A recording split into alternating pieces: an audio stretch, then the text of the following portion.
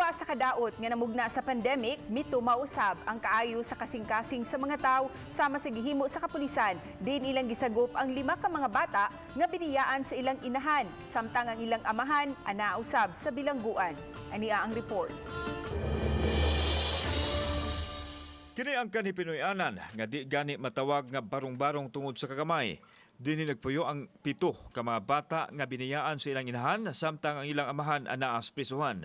Gamay pa ang kamanghuran ug linghod pa usab ang pamuot sa kamagawangan. Ang tiguang apuhan na lang ang nag-atiman kanila. Ang kahimtang sa mga bata ang nakapatandog sa kasing-kasing sa kapulisan. Gipatukuran sila og balay, simple raman apan disente nga kapuy-an sa mga bata nga nagkinahanglan.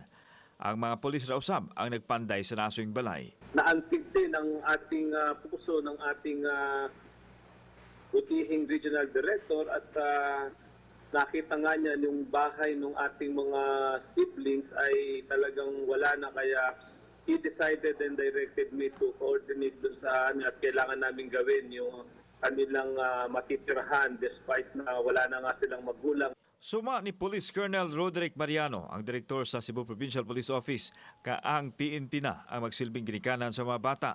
Dili lang ang Pinoy-anan kundi apil usab ang pagpaeskwela kanila.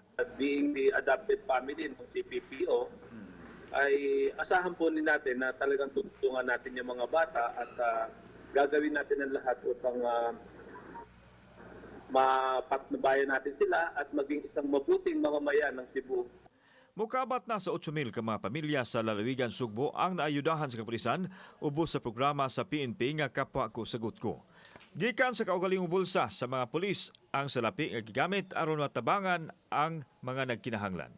Kauban si Marlon Milgaso, ako si Alan Domingo. Balitang Bisdak.